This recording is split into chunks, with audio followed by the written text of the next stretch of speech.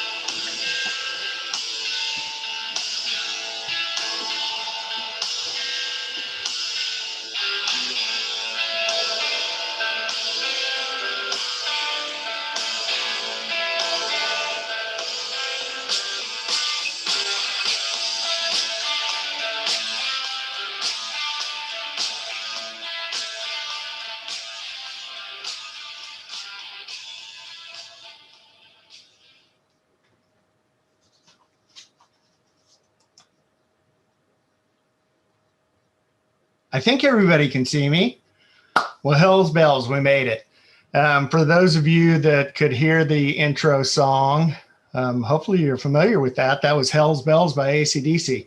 And if you did not know that, you're going to really struggle in today's trivia challenges. No, I'm just kidding. There will be no reference to AC/DC anywhere in the trivia.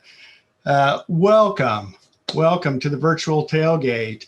My name is Alex Calder, and I am so super thrilled to be here today. Well, I guess not here because I am literally here every day. But virtually speaking, it's great to be here with you, speaking virtually, I guess. Okay, we have got a wonderful program. We've got 4 fabulous speakers who are going to share their insights and their perspective and their time on some pretty tough topics. And it's topics that impact each and every one of us. I'm most certain that by the end of today, you will have some pertinent information that you can take back and share with your organization.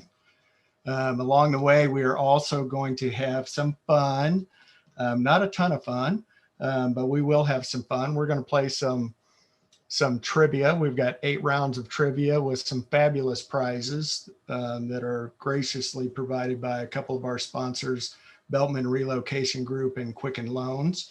And we're going to play round 1 here in about 1 minute. So hopefully you brought your brains and or your thinking cap with you.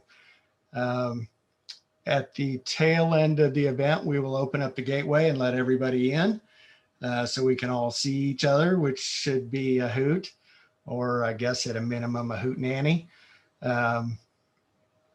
And okay, so real quick, just a couple of quick notes. We can't see you, we can't hear you, but you do have the ability to communicate. There's a couple of buttons that should be, and most likely everybody knows this. There should be a couple of buttons down at the bottom.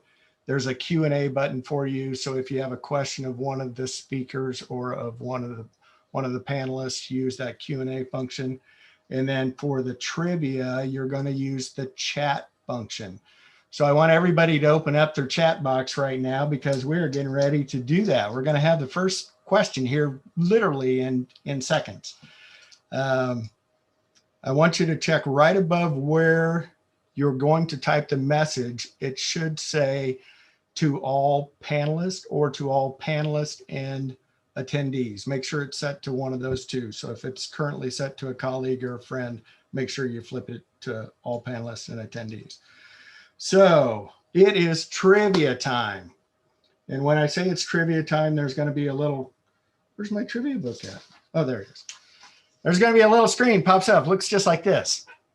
That's when you know that there will be some kind of a cool prize on its way.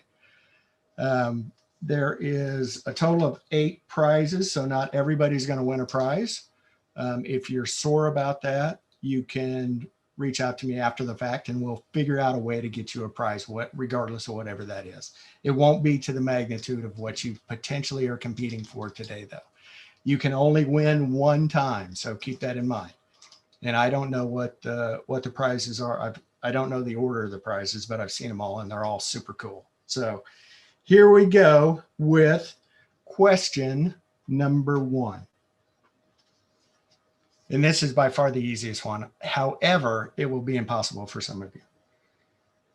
What film won the Oscar for Best Picture at the 2020 Academy Awards?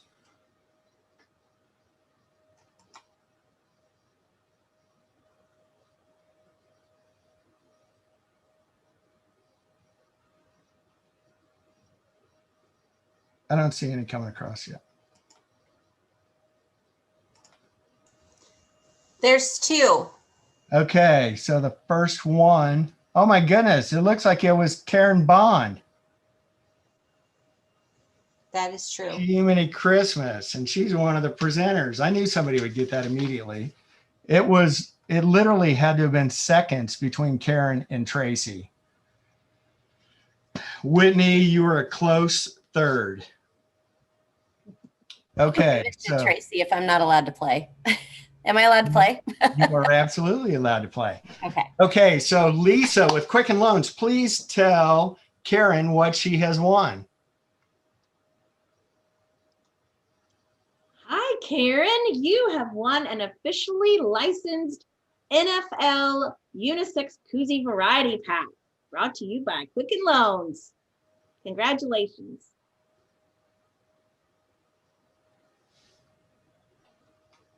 Yay. Yay. Okay, unshare there. There we go. Okay, we're back. So that's how the trivia works. And by the way, that was by far the easiest one that you're going to have. So, and I guess I was looking at the wrong thing, but I did see that Karen won that, which is amazing because Karen is actually our first speaker and we're going to hop right into that. So if we could, let's highlight Karen. There she is. Oh my gosh, you got all your Chief stuff. I love it. It makes me feel like I'm not alone here today. I need another koozie. You do need another. I do need another koozie. I'm very excited. So Tracy, you're going to come to Kansas City and we're going to try these koozies out and make sure they work okay.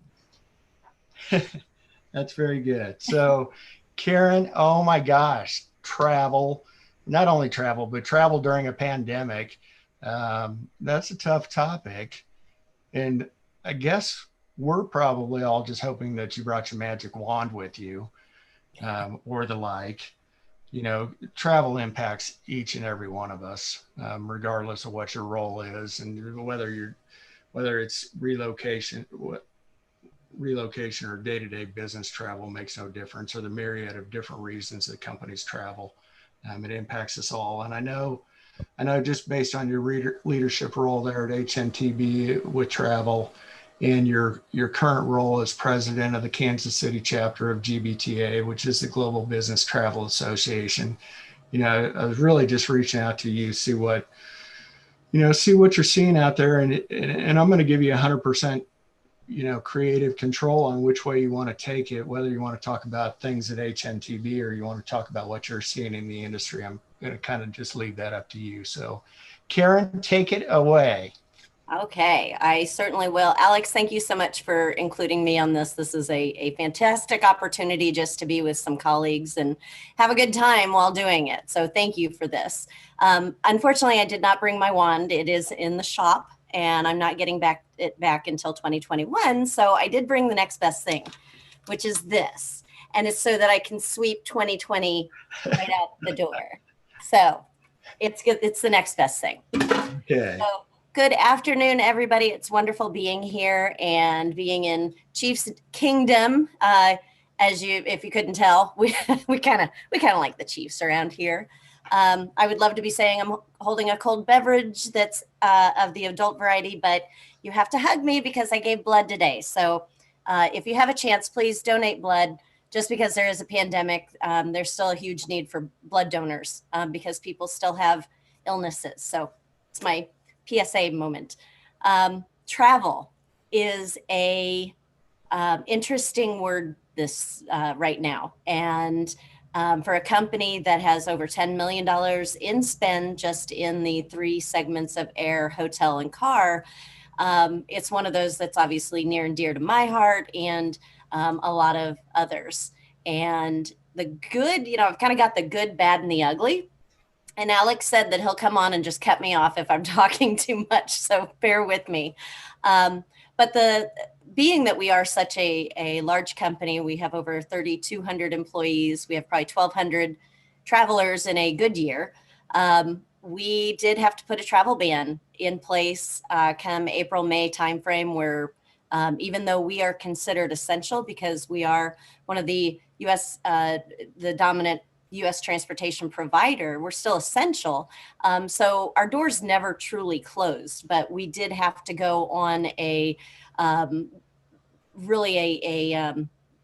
very, what's the word I'm looking for? I'm totally just drawing a blank here. But basically it was very limited. It was a very limited amount of travel that was being done.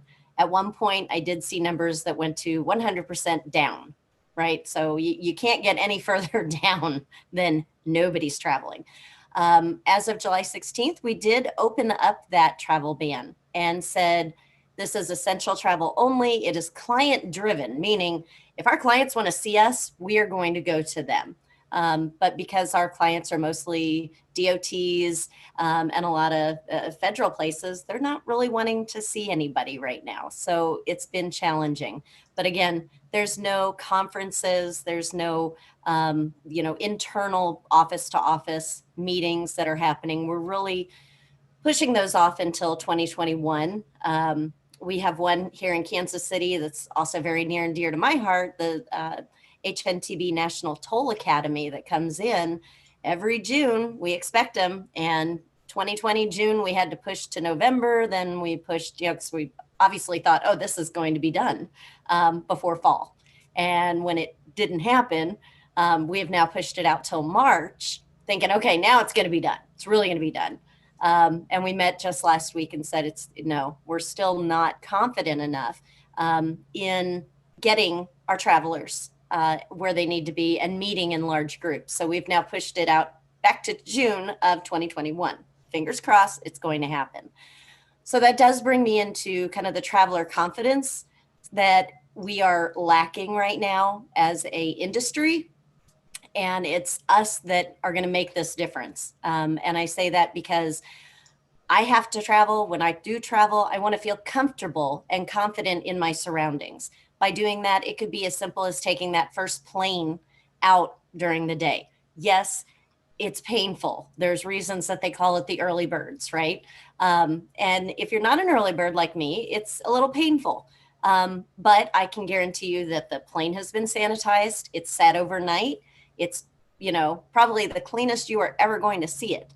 And the next cleanest flight is going to be the one right after that, because that's something that the partners of travel are really trying to push right now, is their promise and their responsibility within this pandemic. So they are, I'm sure you've seen it all over the news. You can go to any of their websites on what each airline, what each car rental is doing, what each hotel brand. It's amazing. So I really have to give props to all of those that are on the supplier side, because they're really trying hard to keep everyone safe and comfortable at the same time. Now, that does not mean that I do not travel with hand sanitizer, extra masks, possibly some gloves if I have to run a subway or anything like that.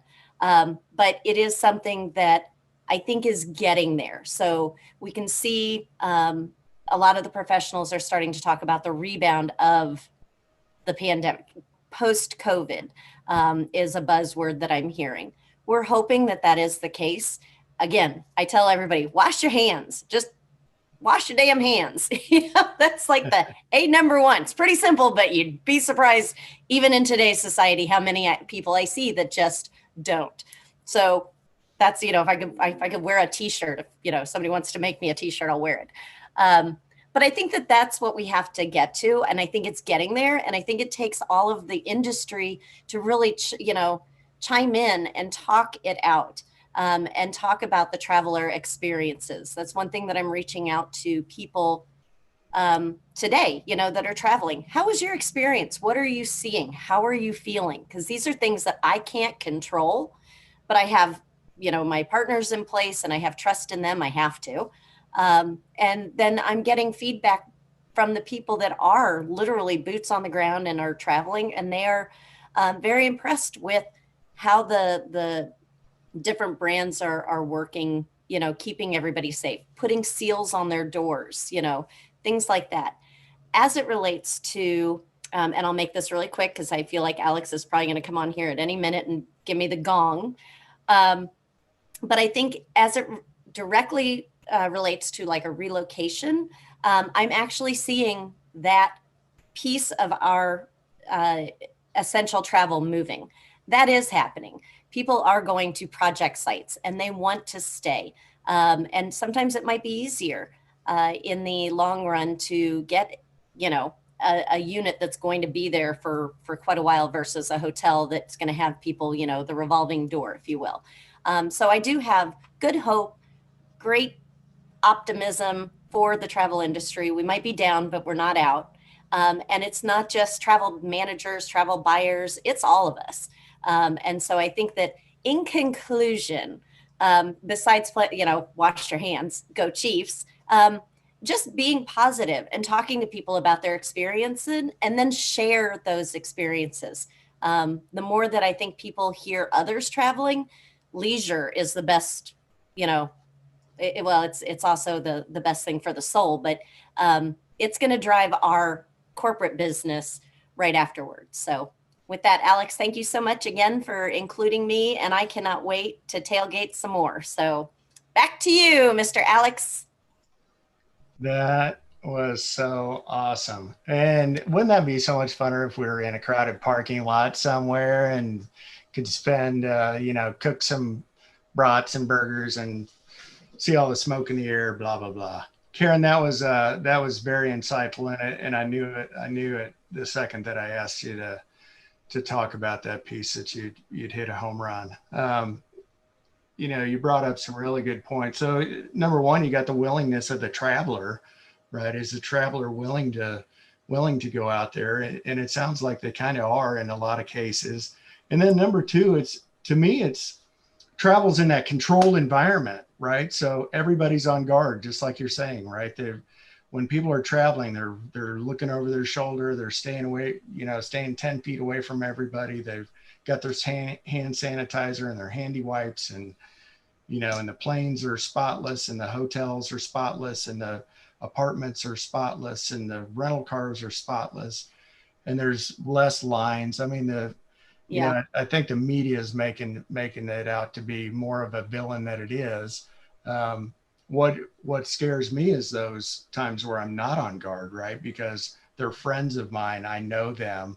I'm going to go sit around the fire pit, or I'm going to go have brunch with them somewhere. And because they're a friend of mine, I feel like they don't have anything that I can catch. But I'm 100% on guard when I'm going into, amongst strangers. So Karen, I so appreciate that. You're quite welcome. I have to tell you, I tell all my friends that I must be pickled, because if I'm sitting in a bar and I'm having an alcoholic beverage, I must be safe. Yeah. I have enough alcohol going through my system that, I'm going to kill any germs that are around me. So that is so funny. You would be surprised how many times Miss Herrenbond has made me chuckle, by the way. That's what I'm hearing. Okay. Next up on the speaker front, we have the legendary Mr. David Livitt with GTN, the Global Tax Network. Hi, David.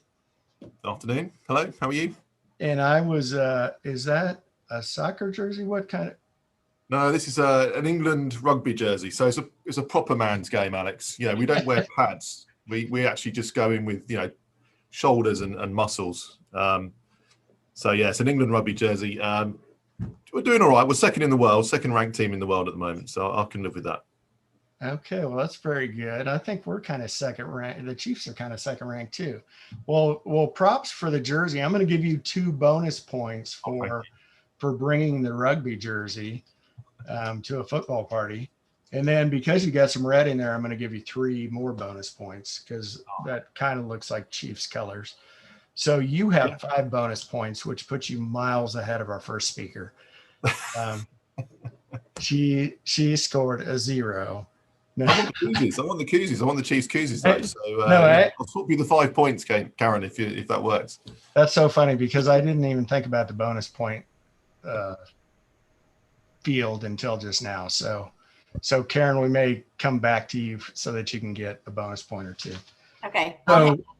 So gosh, David, oh boy, welcome to 2020, right? This environment has obviously created some things on the tax front, right? Some implications there. And to boot, we have a new administration looming. Both of those are impactful to your world. So really, I want to give you the floor. I've listened to you a couple times and I learned something new every single time. So I really want you to just kind of walk us through what's going on out there. Great, thank you very much. Just so everyone knows, I'm in New Jersey. I'm not actually in England at the moment. Just in case anybody's. I've been working on my English accent. I'm from New Jersey originally. The accent is still taking a little time. Hopefully it's coming off okay at the moment.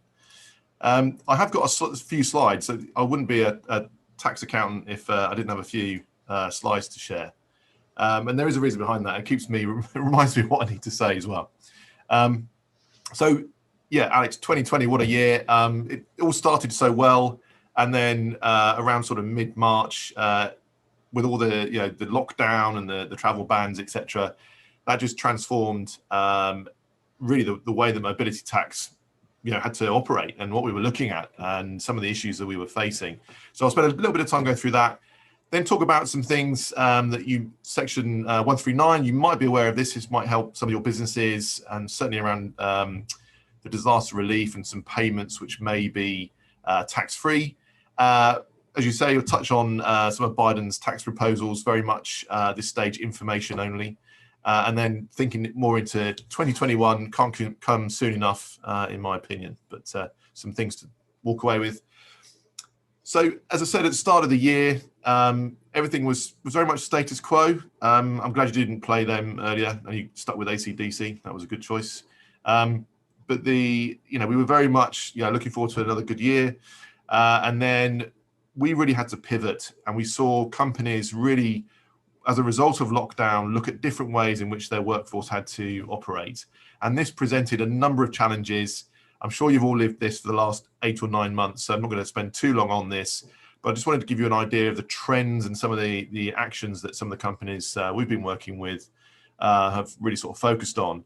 And that is very much around, first of all, that sort of reaction phase of, well, where is everyone and what are they doing and are they safe and all those sorts of angles. So we spent a lot of time working with companies on that sort of data piece of basically working out where people were. Some were stranded, some had relocated to new, safer locations, whether that was domestically or internationally. And as a result of that, we then started to work with companies on the exciting world of tax, which I know everybody, that's the first thing that comes to mind when you think about your remote workers is tax. And it certainly should be if it isn't already.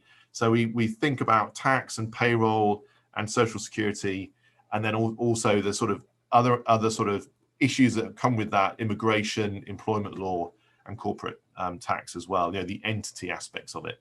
So we've been working with a lot of companies in that sort of remedial work, really sort of working out where they are, where their employees are, and what that means to them from a corporate perspective, and then overlaying that with various sort of COVID-19 reliefs, whether that's state-driven, federal-driven, or international. So very complex, and I would say there's not a cookie-cutter kind of answer. It really depends on a lot of the factors for those individuals. We also saw the rise of different working styles, and I think we've all had to cope with that, and that's created a number of challenges around policies and processes internally. You know, we're seeing the rise of this sort of permanent remote worker, the temporary remote worker, someone who just goes and spends, oh, I want to spend 3 months in on a beach in Brazil, and I'll work from there instead. You know, those sorts of things. And then even the permanent remote worker in multiple locations. So someone who's sort of hired and maybe traveling around, more that sort of virtual assignment, those sorts of things. Commuters, you know, they still exist, and we're certainly seeing some companies sort of address that issue now that they're going back into the office. And then also this concept of working from anywhere, which is very much a new phrase that's sort of been born this year, very much technology driven. So we're seeing all these different types, and each one presents slightly different challenges and results. And that's why we're seeing very much a shift in the market around just sort of trying to put certain employees in certain buckets. So it makes it a little bit easier to understand what the challenges are and what needs to be done. Just very briefly, what we've been helping with and what companies have been really focused on is obviously resolving those issues. Some are taking the stance of, it's 2020, we're just going to let it go and not change too much. Others have gone right at the opposite end of the spectrum and are very much focused on, we're going to make sure we're absolutely watertight. Others are looking at more senior individuals, more, you know, the sort of VIPs, those with more, you know, sort of substantial jobs or important jobs within the business that may create issues by virtue of their role and responsibilities. So making sure they're right for payroll, particularly. I mentioned policy reviews. Those people going through policy reviews at the moment, this pop-up policy idea, which was very much focused on just sort of a temporary policy whilst we get through this sort of period of disaster. Looking at a process for claiming, you know, for wanting the employees to actually engage employee-driven remote working. Do they have to opt in? What do they have to do to actually, you know, seek approval? And ultimately, that's driving the policy around: is it anywhere? Is it truly work from anywhere, or is it you can work from anywhere as long as it's in the state you're employed in, the country you're employed in? So again, lots of sort of focus points around that. Payroll issues. Payrolls need to catch up. We know that there's some real challenges with payroll, just around the technology. People know the issues, but it's actually getting the technology to marry up to the actual scenarios. And then ultimately, almost looking towards next year, and when people file their tax and tax returns for 2020, what's that going to look like? There might be some nasty surprises. States are desperate for cash, so there may be some more audits coming through there. So that's some of the trends we've seen this year. I'll touch very briefly on the CARES Act, and I know there's another bill going through at the moment. We haven't quite got all the details for that, but there is presumably more provision for some sort of relief. So the $1,200 checks are effectively a loan against your 2020 tax return. So that might be, we've yet to see where that lands in terms of will it be clawed back or not. But very much the act was written in a, you know, they're basically advancing you $1,200 so far this year. Within the IRC code, section 139, there is a provision for payments to qualify under disaster relief terms and provisions there, which ultimately means that employers can make certain payments to employees that cover necessary personal, family, living, and funeral expenses incurred as a result of a qualified disaster. So we are in a qualified disaster, and we're still in that. That was declared in March. So again, and I'll share these slides with you afterwards, Alex, so you can send around to the group. These are some of the examples that you might want to consider. We know a number of employers have made payments to employees within this space. There are some provisions, there's some tax code around it, so do get advice before looking at it. But again, it's an opportunity to give something back to employees if that's what you want to do as a business, and equally some of the expenses that maybe you've incurred as an employer, perhaps relocating individuals back to the US. Almost there, Alex. I'm conscious of you cutting me off. So just in terms of Biden's plans, Again, the devil's in the detail. These are very much the headlines at this stage. His plans are very much focused on increasing federal tax revenues, and it's very much sort of looking at the wealthy and increasing tax rates for the wealthy, and really rolling back some of the provisions that were put in the 2017 Tax Act that is currently in place. So a return to the tax bracket of 39.6% for incomes over 400,000 for married, filing joint. We're still waiting to see what that would be for married, filing separate or single, and some of the other positions you can take. But there's very much a return to that top rate. He's also written a provision in around long-term capital gains for individuals that have income over $1 million being taxed at the ordinary income rate.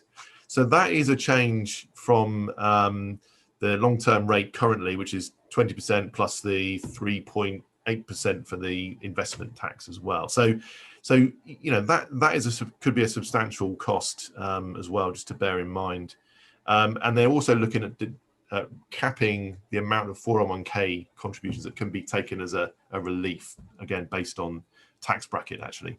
So more on that to come, but they're the headlines. I would say, if anything at this stage, there might be some planning to do in the next 22 days. So again, if think about, perhaps accelerating some payments or deductions into this tax year, just to take benefit of a higher tax rate next year. So things to think about there.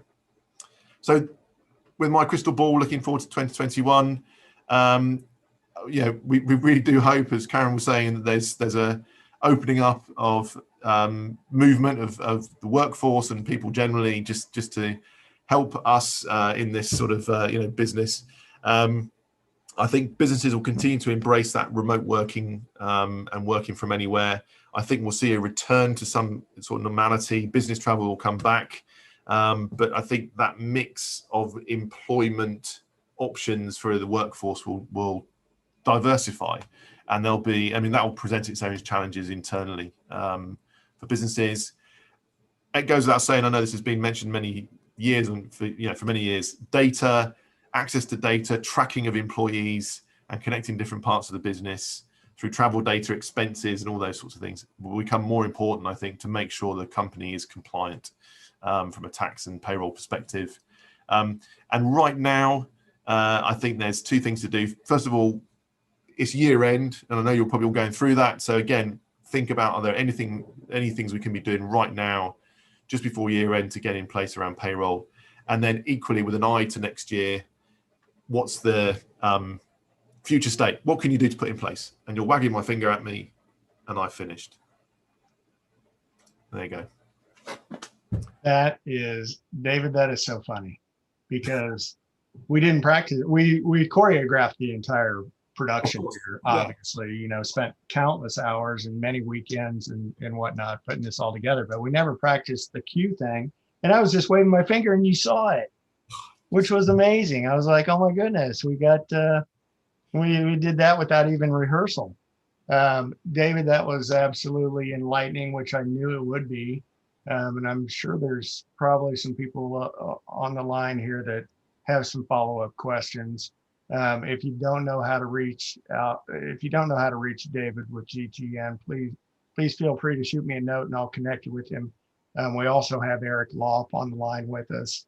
And GTN, gosh, you guys were gracious enough to provide the CRP and GMS credits for today. I know a lot of people are kind of relying on that as well. So I appreciate that. And David, thanks so much for the insight. I got one last comment, which is, you were at 5 bonus points, but looking at your wavy hair, full head of wavy hair, I've decided to deduct 6 points. Oh, right. No, thank you. That's great. So that catapults Karen back to the lead. Amazing. And myself, I got to wear a cap because, number one, I've been cutting my hair myself. I don't know if anybody else has been doing that. And I am having a really bad hair day. So that was part of my reasoning for the big, massive deduction of bonus points. Okay, it is trivia time. Goodness gracious, trivia time. This is by far the most confusing one, so bear with me. You'll probably want a piece of paper and a pencil or some kind of writing utensil, just so that you can kind of get this down. Okay, so that's funny because I can't see anybody. I can't tell if people are catching what I'm saying here. Okay, on a piece of paper, we have 4 different travelers. We have David. You could call him David Livitt, and he's going to be traveling out of Newark. He's going to be flying out of Newark. We have Rachel. She will be traveling out of or flying out of the Twin Cities, MSP, Minneapolis, St. Paul. We actually have 2 Rachels from Minnesota on the line with us today. Hi, Rachel. We have Carolyn. She will be flying out of Denver. And she is with Quicken Loans. You're going to hear from Carolyn here pretty quick. She's going to be calling up a prize here before too long. And then we have, actually, our other traveler did not show up. Well, we're going to pretend like he's here. We have Kevin with Boeing. Kevin was supposed to be here, but he's AWOL, so maybe he's going to miss his flight. Kevin is going to be flying out of St. Louis. So hopefully everybody's got that. David flying out of Newark, Rachel out of MSP, Carolyn out of Denver, and Kevin out of St. Louis. That is going to be the first half of your answer. Okay, that's why I'm having you write this down. The second half of your answer is going to be the destination city, which is not where they're flying from. It's where they're flying to. Here's your question. Get ready. I'm going to open up the chat box so I can actually see it this time. Okay, here we go.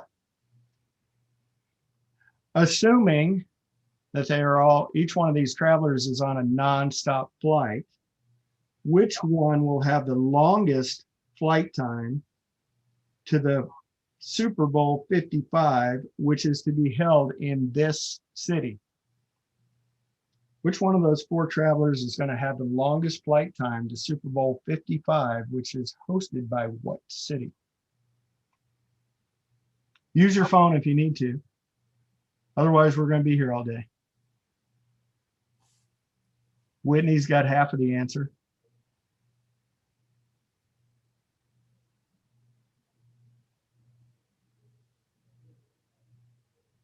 It's what travelers going to what city?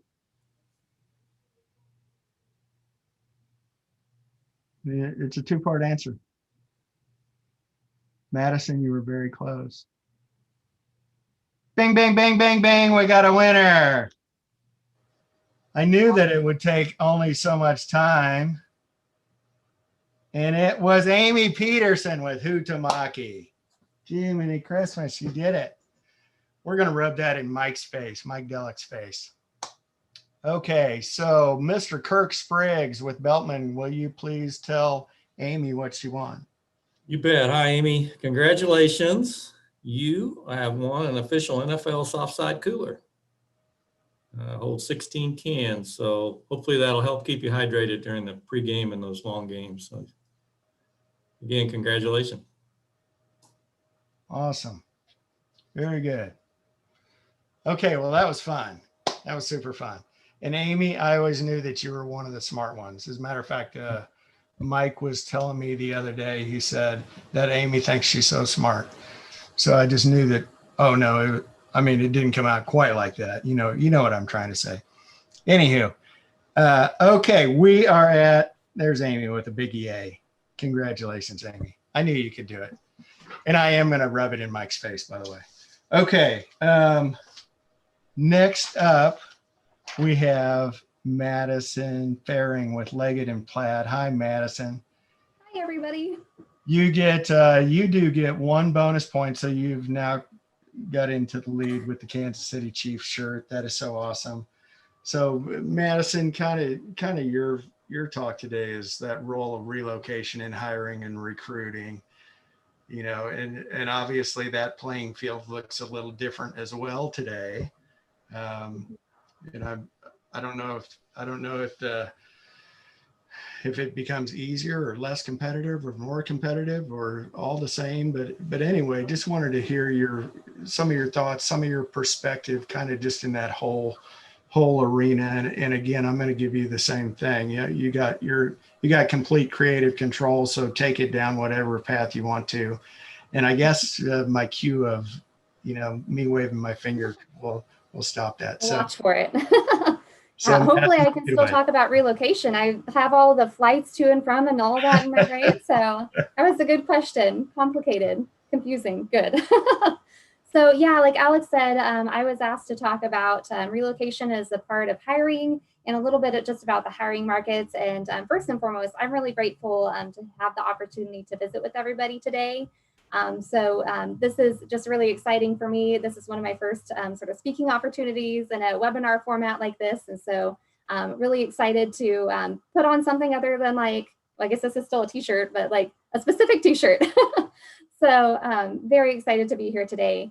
So a little bit of background, like Alex mentioned, mentioned, my husband's name is actually Alex, so I'm a little bit biased to that one. So I am excited to talk about relocation as part of the hiring process. Our relocation program does actually sit in the talent acquisition arena of human resources. And so I do have sort of a front row seat to the hiring process throughout my time in relocation. And so, but it wasn't always that way. And even, a few years ago, it wasn't the way it is now in terms of communication with business partners and how we work with the different processes and how we've merged them. And so that's a little bit about what I wanted to touch on today, because I think no matter where your relocation program is housed or how many people are involved in it, for me and my experience, it's just me. So that makes it a little bit more simple. But I think, there's still a lot of really good opportunities to weave the two together. So I think first and foremost, a little bit about just our hiring process in general. We give a lot of sort of credit to our talent advisors, is what we call them, our recruiters. And so they work with a lot of different business partners across a wide variety of our groups. And I should back up and say also, I work with an international manufacturing company. And so we have several different sort of focuses of different manufacturing components. And so there's a lot of different business groups that we work with that are part of our company that have very different processes from each other.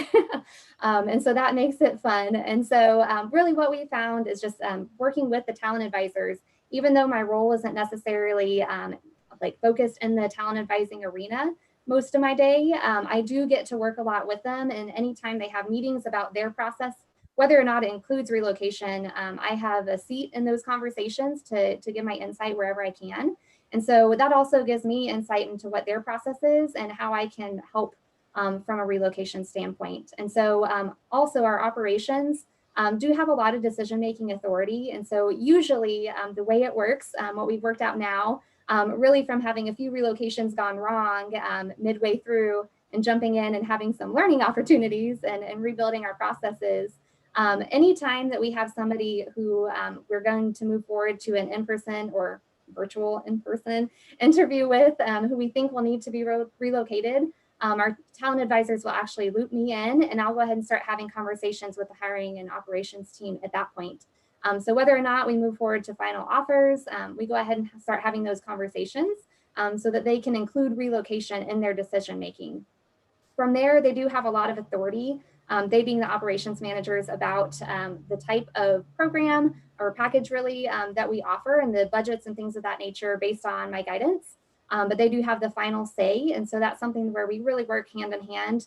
And then at the point of the offer letter, we do have relocation verbiage that's included in there. So our programs are weaved all the way through from when we first talk to somebody and think we're going to move them all the way until somebody is offered, and then they get handed over directly to me once they accept, and we start moving through the process that way. And so it really has been pretty seamless since we've started integrating to that level of depth. And so that's something that I've appreciated on my side, and it's made the process a lot more smooth for the candidates as well once we have all of our ducks in a row right from the get-go. That all to say, like I mentioned, there's always probably going to be some black sheep and some groups that go off and do their own thing. Like I mentioned, we work with a lot of different business partners that have different processes. And so a lot of times what I found, and you know, the question that some of you might be asking is like, great, you're already in talent acquisition. How do I get conversations started? So for us, we get conversations started by relocations gone wrong in many cases. So over the years, I've had some opportunities to jump in and clean some things up and really be able to help people understand what we do and why. So that next time when they have a need, they know immediately who they need to reach out to so they don't have another bad relocation. And so, you know, I think that's honestly been one of the most opportune ways to start having some of those conversations. And now we're to the point that we have specific business partners and human resource partners rather in different areas of business. So that anytime anything gets initiated, it has to be approved up through them, and they always know to loop me in. And so it works very similarly in all of the different business groups that we work with. No matter what their hiring process is, there is always a trigger point where if there's a relocation, they have to loop me in. And so that's helped save a lot of effort on their side and stress and on my side. And I haven't had to clean up as many messes, so it's worked out for everybody. So I think, you know, for the most part, that's the biggest piece. It's just looking for those opportunities to be in communication. And so always looking to break down barriers. And I would credit a lot of that too to the talent advising group that I am partnered up with, really who aren't interested in just responding, but they're really interested in going out and seeing where the needs are and seeing how they can help and making a relocation program a really key piece of what our talent acquisition group has to offer. From both a benefit standpoint for everybody, but also just to ease burdens off of our employees and the business partners. So I think that's basically my experience on that standpoint. And my experience is the only one I have. So that's what I'm sharing today, and I hope it's relevant to everybody. I know there was also a question about just the general job market, like you said, Alex, and so I'll touch on that too. Just briefly though, because I recognize that there are a lot of differences between industries and between even pathways in the industry. So I know my perspective coming into, you know, recognizing there's going to be a pandemic, it's probably going to impact the economy. I really expected hiring to kind of go back to the place that it was a few years ago, where we really had an opportunity to kind of pick the cream of the crop. There are a lot more applicants than there were positions for us to fill. And then right now, and you know, the past couple of years, really, it's been more of a position where we've had to be creative and really seek out candidates and really do some hard efforts our team has with recruiting. And so I think, you know, from that perspective, we kind of expected to have a little bit of an easier time with more candidates that are skilled and looking for roles than roles we had to fill. I wouldn't even necessarily say that's the case. And in our experience, the pool hasn't been flooding over of candidates in the past few months. And so, you know, I think there's a few different pieces of that. You know, potentially there's a lot more remote options now. And so job markets, I think in some extent are kind of blending depending on fields that people are in. There's more competition. So for anybody who doesn't know, I'm based here out of the Joplin, Missouri area. We have locations all over the world, but a lot of our hiring is in sort of small rural towns.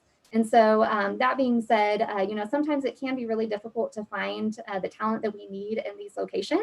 But the remote actually makes it easier for us if we're able to make positions remote long term, because now we can look into other markets like Kansas City, Chicago, other areas where people may not want to move to Joplin or to whatever little town we're based in for that role, but they can do their job remotely from wherever they're at. And so, you know, I think markets are going to be like sort of merging a little bit and getting a lot more competitive even than they have been in the past. And so, like I said, I think it's also specific to just industries and paths, specific career paths, but that's what we've been seeing. So still having to get creative with recruiting.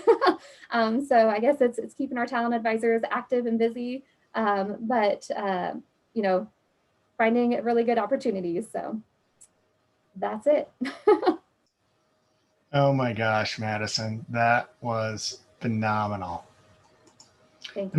That was really good. And I was thinking about, you know, how instrumental you probably were in helping get that glue, right? So bringing talent and HR and mobility and operations, kind of putting them all on the same page, which is no small task.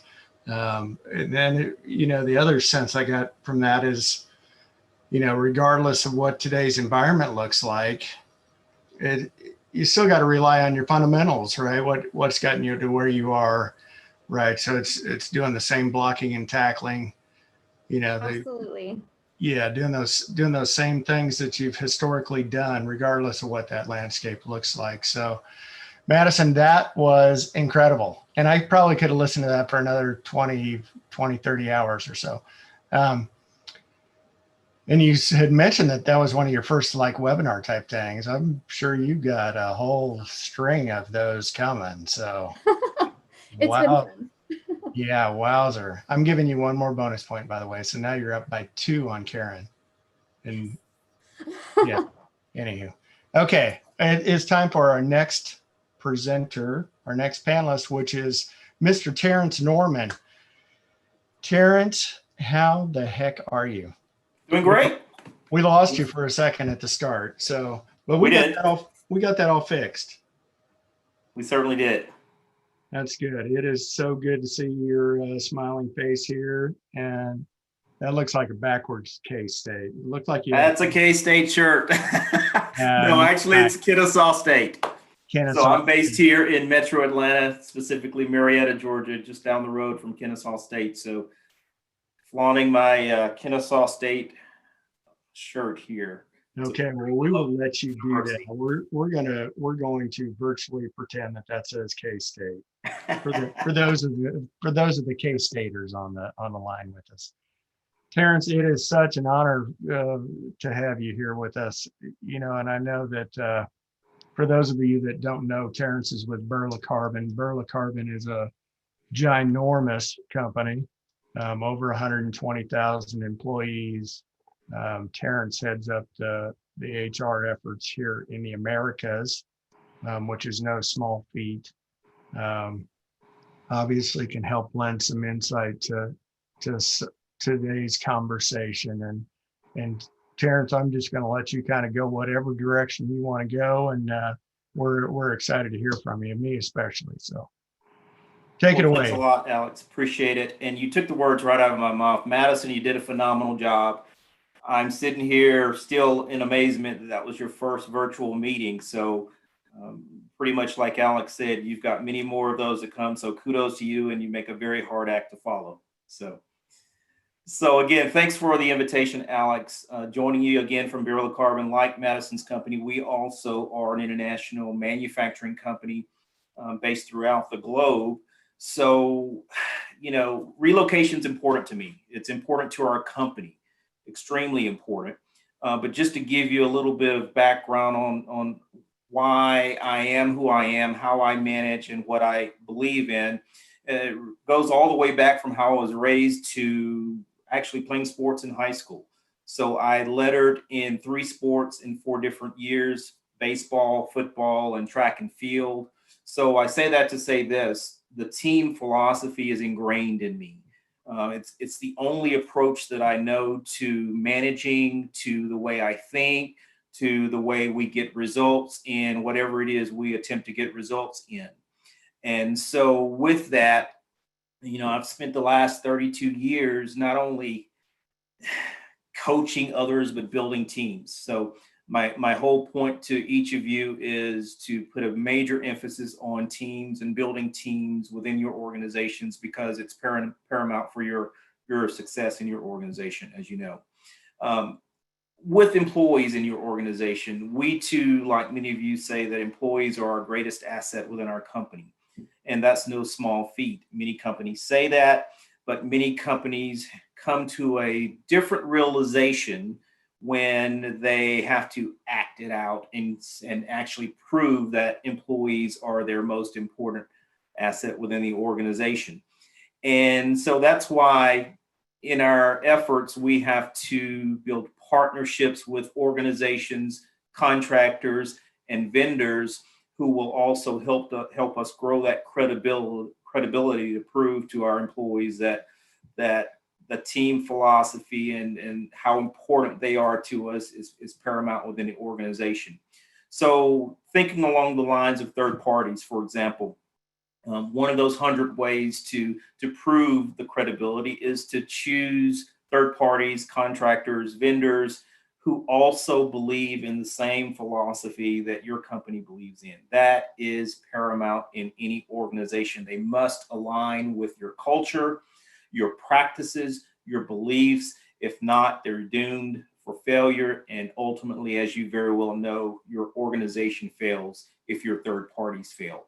If you find yourself spending more time reacting to getting results in your relocation process, as opposed to being proactive and getting it right up front, something's wrong. That should be a litmus test for you.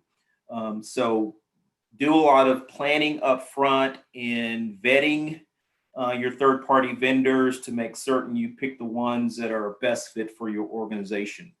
Interlink, for example, we entered into a relationship with them 12 years ago. I've been with the organization 14 years ago.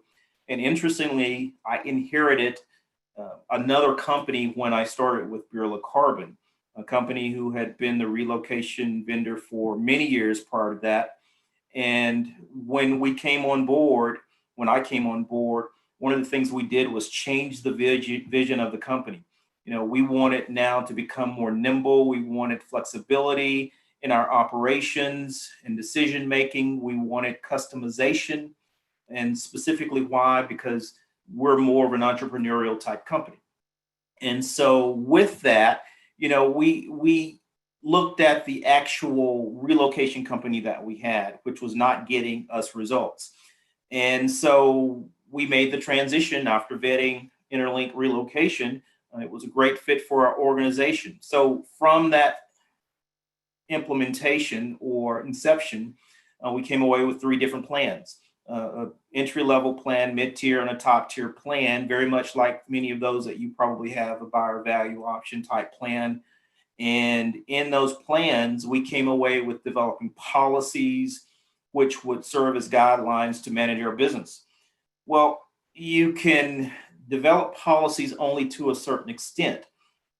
As you very well know, there are so many scenarios which occur, which make it difficult to strictly follow a policy 100% of the time. There's always that gray level within some type of scenario. So that's where, when I said earlier, we needed a customer or company that could help us with flexibility and being nimble and customizing. That's what I mean. How do you make that decision that's a first-time scenario that you still need results based on, or need results, but yet there's nothing you can, refer to in a policy to get an answer on?